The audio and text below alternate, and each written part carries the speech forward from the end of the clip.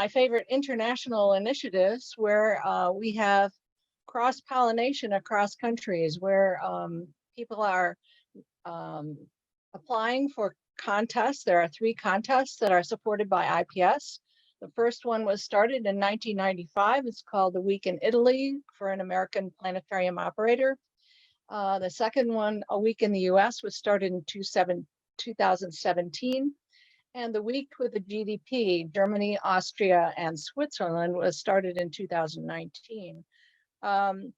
Due to COVID, of course, we're having suspension of people traveling between countries, but we are still taking applications so that we can plan for the future, and so can you. You might have a longer lead time. So I'd like to introduce, Guilherme has made a video of some of the people who have been hosts, some of the people who have been travelers, and sometimes the people have been both a host and a traveler. So I think you'll find their comments interesting, and I hope you will consider joining the effort and maybe even starting your own initiative. So here we go.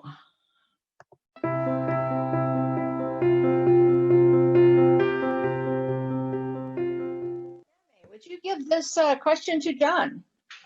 Yes, sure. John, here it is. Well, in 2004, I traveled to Brescia, Italy, and spent a week teaching astronomy to Italian high school students. And then in 2019, I hosted Ruth Grützbauch from Vienna, Austria for 10 days at my home in Maine. So I've done both sides of this equation, and I had such a powerful experience in Italy teaching the students there, both exchanging our cultural differences and our cultural similarities was valuable to me, and I think to the students, as well as the astronomy, of course. But that juxtaposition was really powerful for me to spend time working with kids there and then having time to explore. I really liked the mixture of culture and teaching. And so I really wanted that to happen when Ruth came to visit, that we'd do some teaching and we'd have a lot of time to talk and chat about, you know, work and how we teach in our different styles. And I also wanted to have her get a good sense of what it meant to live in Maine. And so we went hiking, we went canoeing, we had cookouts, we went to a rally, and we went to a cultural fair and had, you know, just a good round of experiences here in Maine. And I think that for me, the value in this is that whole combination of mixing your culture and exchanging with people from another culture and seeing how I do my work and how she does her work was just so valuable, because we both kind of do the same thing, but we have 2 very different styles and 2 very different sets of equipment, even though we're both working with portables. And it was a great exchange, and I highly recommend it. It's one of the best professional things I've done, for professional development things I've done since I've been in the field, and I've been working in planetarium since 1979. I highly recommend it to anyone. Ruth, here's one for you. Oh, thank you, Susan. Yes, it's true. We found a lot of similarities in our work. We're both running a mobile planetarium. And so you think, you know, we're just doing the same thing. But despite all the similarities and all the things we had to talk about, all the things we have in common, we found that we have very different approaches as well. And what was super interesting for me is to see John's storytelling approach, which is something I don't really do at all. It was really fascinating for me to see the way he interacts with the audience through these stories. And it made me think a lot about my own sort of, you know, style of presenting and my motivation as an educator. And well, I think that's what this exchange really is about. It's about motivation and enthusiasm, and that's what we rely on as educators, right? So yeah, we need to sort of, you know, keep that enthusiasm fresh, and we need to channel our fascination. And to keep enthusiastic, we need to make new experiences. Ruth, would you pass the next question on to Michele? Of course.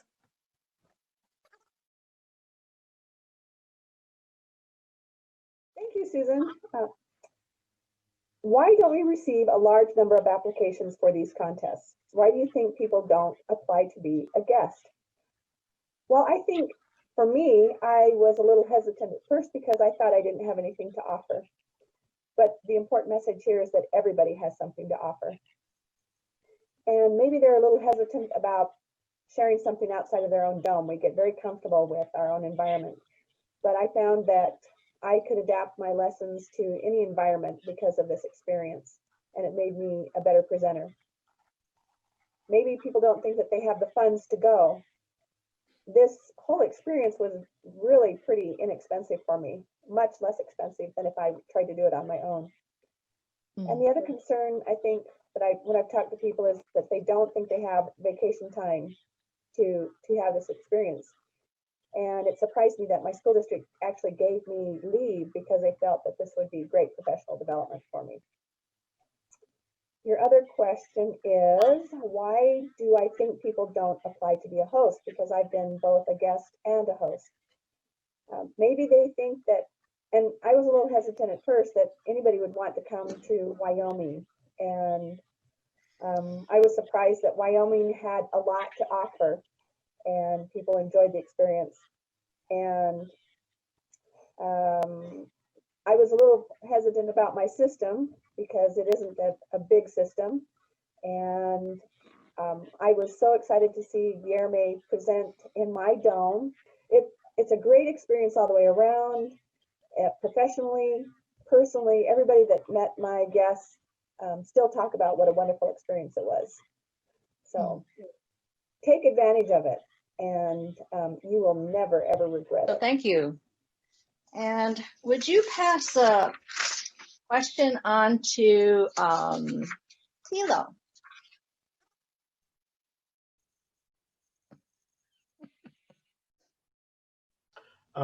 So the whole experience started when Matthias and I applied in 2016 for the program A Week in the US. And luckily we won, and we traveled to Sanford in Florida in July 2017 to visit Derek Demeter at the Seminole State College. So that was really cool. We spent a week there learning about the American planetarium culture and taught school children and college students about astronomy. The big event was an evening show on a Friday night and for a mixed audience. And there were people actually there that traveled over 100 miles to come and see us. That was really cool. In between the sessions, we had enough time to travel around Florida and to watch wildlife and also visit the Kennedy Space Center. So that was really interesting as well. All in all, it was a perfect experience. And I'm really grateful for Derek for that. After that, we decided to invite Derek over to Germany to experience the German culture too. And then when Derek finally visited, that was a kind of a test run of how an exchange program could work here in Germany.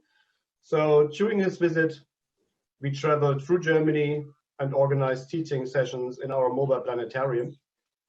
In the end, the visit was a great success as well, and Matthias and I decided that such an experience should not be a one-off opportunity.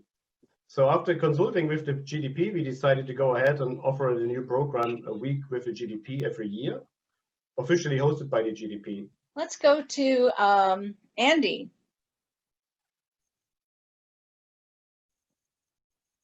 So beyond any practical obstacles, I can't imagine anyone not being interested in participating in such a program. Back in college, I had a great humanities teacher who opened my eyes to the richness in art, architecture, and culture of other places, including and especially Italy. And you know, as astronomy educators, we seem to share a natural curiosity that manifests into a love of learning and a desire to know what's out there beyond us. Pursuing and sharing that knowledge is rewarding enough by itself, but due to the nature of our subject, understanding more about the cosmos provides a marvelous bonus. Knowledge of the universe by its nature broadens our perspective of our place within it. So one of my favorite astronomy books is The Astronomical Companion by Guy Ottewell. And in it, he's got a combination of clear descriptions and these beautiful hand-drawn illustrations that, for me, bring this cosmic perspective really to the fore. And on his website, he has a page that caught my eye many years ago, and it never really fully left my consciousness, despite the fact that it's never been developed beyond a couple of short paragraphs. The title of that page is Xenophilia, in Praise of Human Variety. This is his attempt to promote a new word meaning love of strangers, where people are encouraged to find interest and value in those different from themselves. And now to Guilherme. Where are you, great Guilherme? I don't see you. Up. Oh, there you are. Okay, here you go. Thank you. First, I am pretty new in this planetarium business, so I saw it as an opportunity to have a huge growth in a short time, and that's what happened. This week I spent with Michele and another week in Laramie. They were really great. Michele, I really liked Wyoming. Michele was such a great host.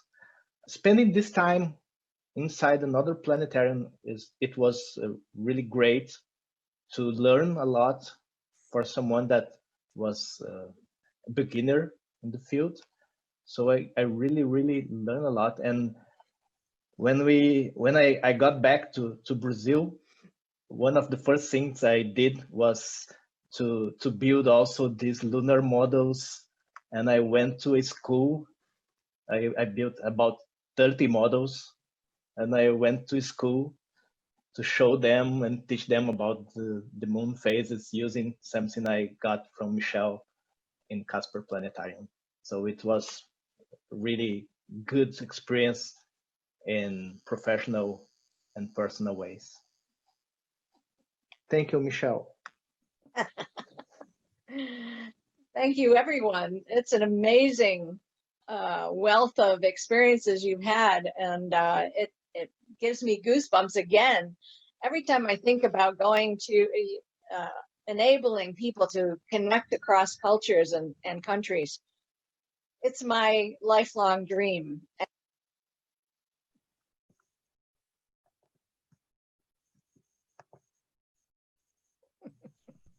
Wow, that was just great, Susan. Do you have anything to add, or are you wanting to look at taking some questions? Well, that's exactly how I feel every time I hear people talk about how they experience the exchange. And I hope that other people will want to start new programs, IPS, and I am willing to help you to figure out the logistics of that.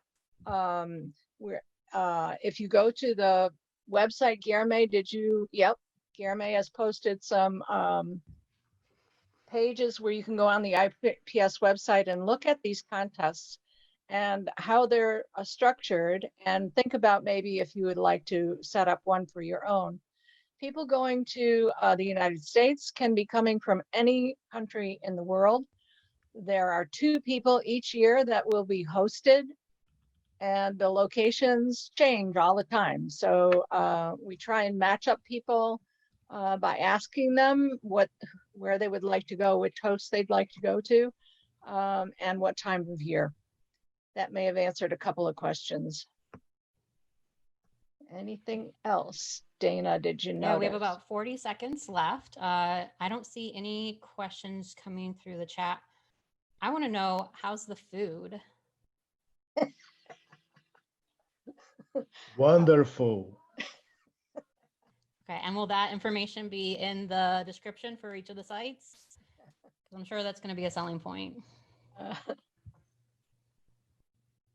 All right, well, it's definitely what we're all about here at the International Planetarium Society, is making these connections and experiencing different cultures. So if you do have any questions for our presenters here, put them in the chat, but I'm going to be handing it off to Mark Subarow, president of the IPS. Can I make one quick?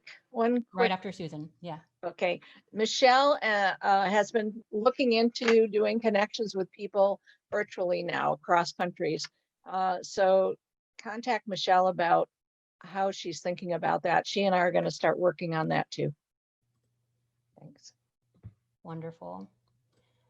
All right, thank you again, Susan, Michele, Andy, Tilo, Guilherme, and Ruth on that. And go ahead, Mark.